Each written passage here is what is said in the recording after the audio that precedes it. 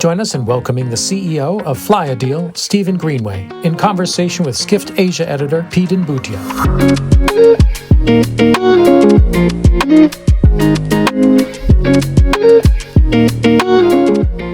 Hi everyone, good morning. Morning. Welcome, Stephen. Thank you very much. So Stephen is the CEO of Saudi low-cost carrier flyadeal.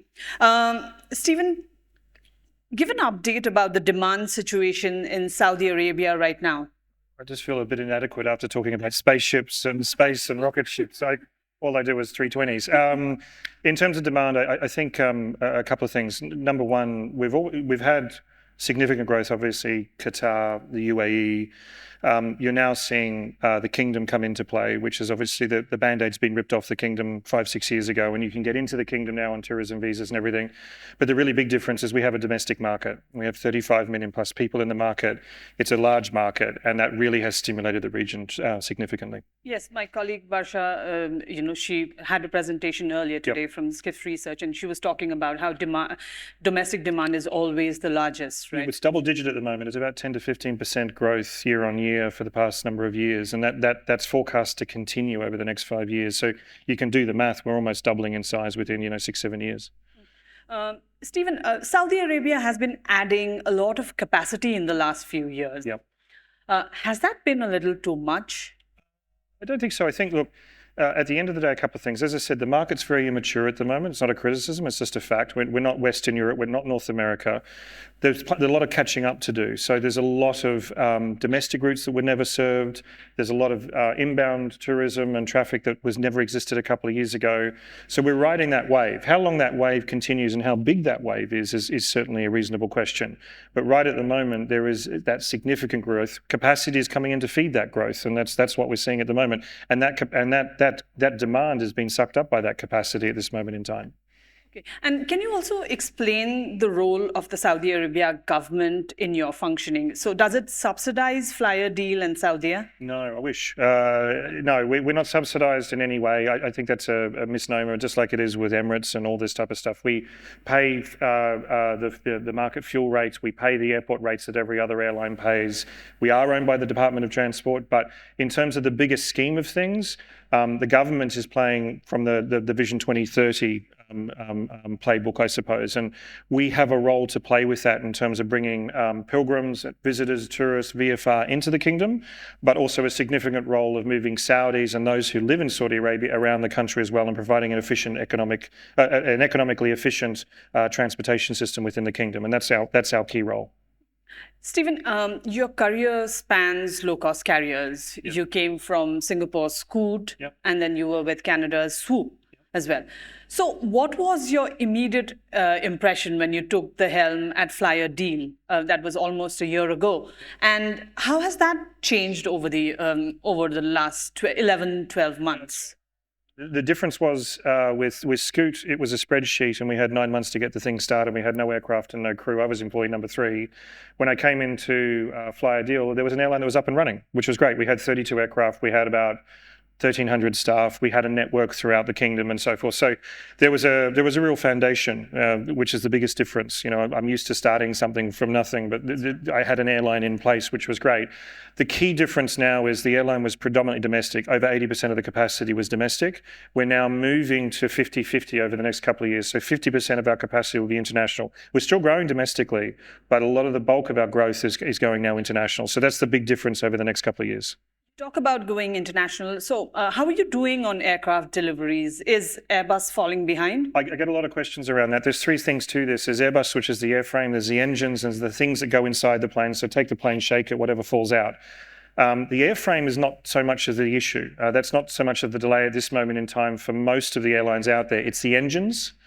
Which is well publicised, and it's the parts that go in the plane. We have not suffered delays. Why? At this moment in time, we have a very good relationship with CFM, who's the engine supplier, Airbus, a manufacturer. But in terms of our kit out inside the aircraft, it's actually fairly off the shelf. It's not too customized. If you look at airlines that have premium cabins and so forth, a lot of customization, a lot of stuff that's specific to that airline that jams up the supply chain. So for us, a lot of the stuff is off the shelf. If we are suffering delays, it's a matter of 1 or 2 months, if that. So we're actually in a pretty good position compared to a lot of our full service brethren, if that makes sense. Yeah. So with no delays or a little of minimal delays, month or two. Yeah. Are you looking at wide bodies? Yes. That's it. What am I saying? And where are you flying? Yeah, so we'll have 88 narrow bodies by net in 3-4 years' time. So we'll be almost tripling in size. The 320s and soon to be the 321s, which join in Q1 of 2026, will start joining. Fantastic aircraft. Put a pin in Saudi Arabia and then do 4 or 5 hours around Saudi Arabia. We want to go further. There is a massive mandate from the government in terms of bringing pilgrims, worker traffic, high volume, low yield traffic into the kingdom, and we want to stretch our wings. So the real theory or strategy behind it is we have to go wide body to be able to cater for that market. So everything from pilgrims potentially coming from the UK down for Hajj or Umrah, all the way through to worker traffic in Southeast Asia, Thailand, etc., and further beyond. UK and Southeast Asia. UK. I'm giving you the global expanse and the goalpost, and everything else in between as well. Can you also give a rough breakdown of the people flying in your planes? Whether it's religious, whether it's leisure, business, and also, with a possible IATA membership and plans of GDS integration. Yes. How do you see your customer profile changing? It's everything. It's everything from the CEO of Morgan Stanley, who happens to work in Riyadh but has his family in Jeddah. He just lives across the road from my head office. I know him well. All the way through to pilgrims who are coming in from Bangladesh, Calcutta, Thailand, the UK, whatever the case may be, and everything else in between. We are a bus. We get people from A to B on time, and we do it cheaply. And so we don't go after particular market segments. It's more that we flip the model, which is we're making the model attractive to all market segments by just being reliable, on time, and being cheap. And that satisfies a lot of market segments. So we have to cater to all of those. You do it digitally for the road warrior between Jeddah and Riyadh, but you have to do it paper-based for the pilgrims who are potentially coming as a pilgrim group into the country for Hajj, as an example. And so we have to really mix and match our strategies. Stephen, today, all the discussions that we've discussed about the India and the China opportunity for the Middle East. Sure.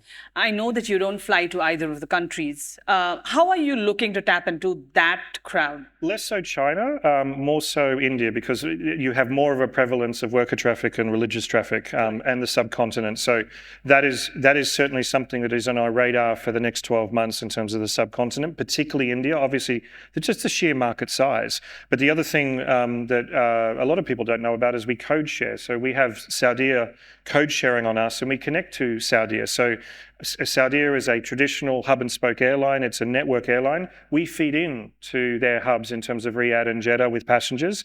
So that is complementary. As we go into the subcontinent, particularly India, we're bringing passengers not only to the kingdom, but we're bringing passengers to Saudia, and they're connecting up and going up to Europe as well.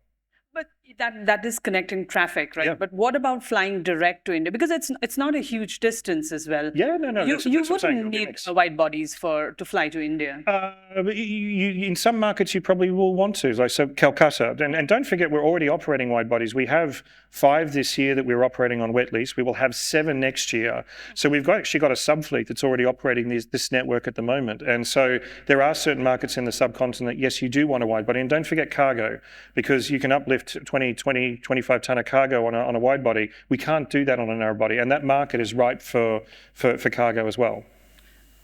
Also, when we are talking about the Middle East, how has tension elsewhere in the Middle East has it affected demand on your routes? We don't see anything. I had this question quite a lot of times. I think if you look at the region in general, we've just carried on. We've kept on going. There are some countries that have been impacted more than anyone else. Jordan is a good example. I was just recently there.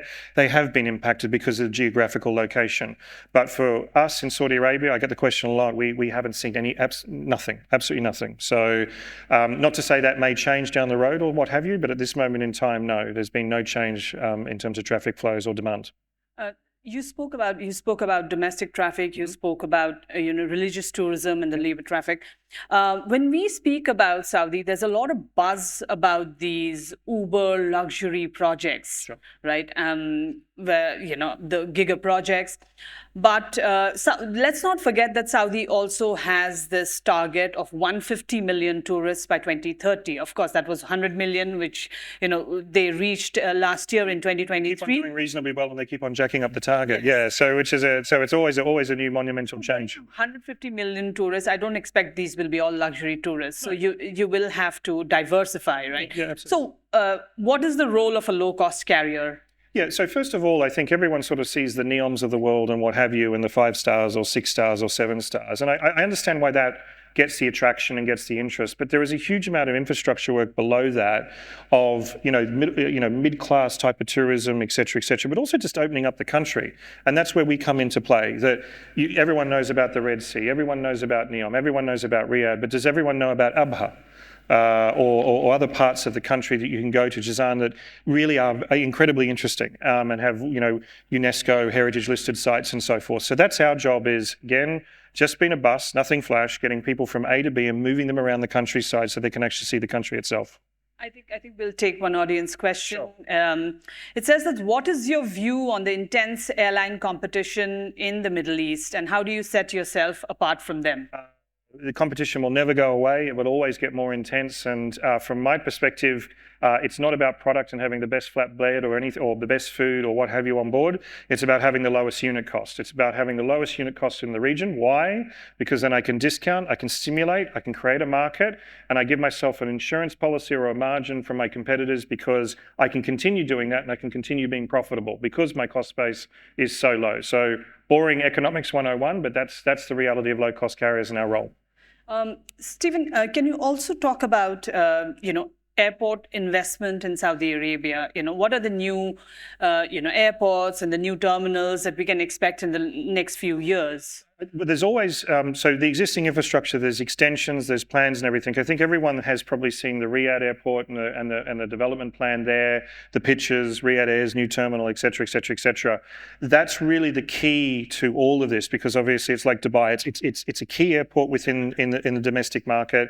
It's full at the moment at certain times of the day. We can't get in at certain times of the day. We're maxed out with the terminal. So Terminal 6 should come online in the next 3 to 4 years. We need extra runways. So really our focus is Riyadh. Jeddah has got a little bit more space and so forth, but the development for us and for the rest of the industry is getting Riyadh, getting extra terminals and getting extra runways into that facility as quickly as possible and getting it online. And when is that happening? It's going to take some time. Yeah. I mean, we're going to be sort of like Dubai. We're going to have this no man's land for a couple of years where we're going to try to eke out a little bit more out of the system, but this stuff starts coming online 3-4 years.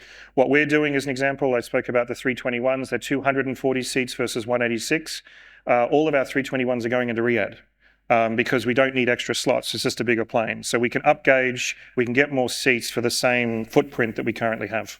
I think there's something related to that from the audience. Most airlines are struggling with landing space in major cities. Yeah. Do you face a similar challenge? Yeah, it's the reason why I'm in Dubai as well. I've got my begging bowl out trying to find slots. I mean, and this is not going to go away. So it's true of a lot of areas, but Dubai is particularly problematic at this moment in time in this region. Riyadh is also problematic. This is just not going to go away, folks, until some of these huge mega projects start coming online over the next couple of years, or 5 to 10 years, in terms of freeing up some space so we can get in more frequently. And what about you spoke about your alliance with code share with Saudia. Yeah.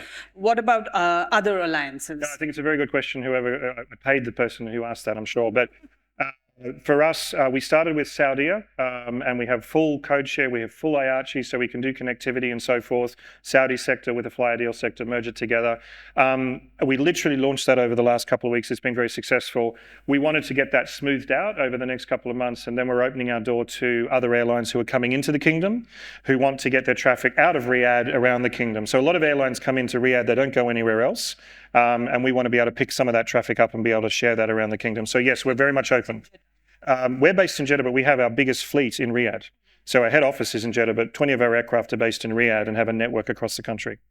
And are you looking to connect to other places in Saudi as well? Like you talked about, there are so many other UNESCO heritage sites. So we have 19 destinations in Saudi Arabia. That'll probably go up to 25 over the next couple of years as these new airports come online, the Red Sea, the NEOM, et cetera, et cetera. So at the moment, we operate into NEOM, but only as charters to take worker traffic in and out of NEOM who are actually building the site. Is NEOM Air coming? Yeah, well, supposedly. We'll see. I've got the aircraft. They haven't, so it's okay. That's fun. Yeah. Stephen, on a scale of 1 to 10, what is the risk that Saudi is over-investing in aviation and tourism? I'll flip the question, or I'll flip the answer and say, at least they've got a vision. Go to the UK and tell me what that stands for. I have my house in the UK. It's okay. But you can sit there on the fence and criticise and say that or what have you, or make that observation. But for me, I think it's incredibly enlightening. Being in the kingdom, living in the kingdom, working with Saudis, they've got a vision. And at least they've got a vision. They're driving towards that. And you could easily say, well, what about if they don't achieve 100%? Whoever achieves 100% of a vision? But they're working towards it. Even if they achieve 50%, it's going to be an amazing transformation of the country, the culture, the sophistication, and it opens the country up into the world. And who can criticise that? So will some projects perhaps fall by the wayside? Will growth moderate? Potentially. But at the moment, they're just driving towards this one vision, which is absolutely phenomenal. I mean, what you've got to remember, below that is a whole heap of other stuff that no one ever talks about. Women's participation in the workforce, health and life expectancy, home ownership, all these things that never get mentioned that are really critical to changing society. And if you're on the ground and you see this every day, if we don't make 100%, we make 50%, it still makes a massive difference in my mind. And I want to be part of that. Yeah, and you are there on the ground and you're seeing that change happening, right? Yeah, absolutely. Day in, day out, there's different changes, there's different ways, there's different things. We have a digital economy. All you need is a mobile app to do anything. Buy a car, house, get a phone, you name it, everything is now app-based. And you sit there and go, well, I wonder why other countries can't do this. Is a great point. Can you speak about what is, the digitization that's happening within flyadeal? Yeah, I mean, look, at the heart of it, we're a digital airline, and that's our cornerstone. And we can talk about that ad nauseum in terms of not touching a physical human being until you get onto the aircraft. Everything you do on the mobile app, 99% of the stuff you need to do with the airline is now on our mobile app at the end of the year.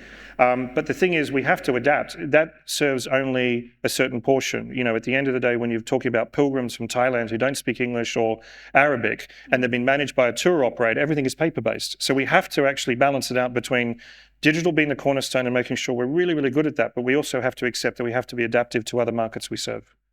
Stephen, you've been around at flyadeal for almost a year now. Yeah. So in the next 1 year, just summarize it for me. What is it that we can expect from flyadeal? Well, this year's been boring. We've only launched 2 international destinations, and we've done it by factor, which we call it internally just fixing the basics. That doesn't sell books. So we've been fixing basics, fixing the piping. Why? Because we weren't an international carrier. We're predominantly a domestic carrier, and we knew the domestic market, but we really had to get our act together in terms of getting all the plumbing. We now have that in place. We have 25 routes to be launched over the next 3 to 4 months around the region internationally. 90% of those routes are international, and now we're ready to go. So the headlines will be wide bodies.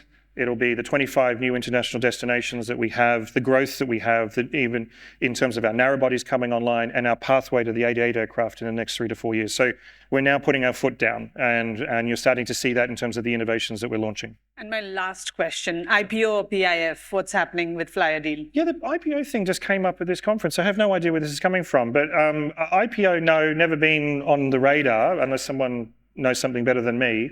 PIF above my pay grade. We're currently owned by the Department of Transport through Saudia. My chairman is the ultimate chairman is the Minister of Transport, who I'll see tomorrow.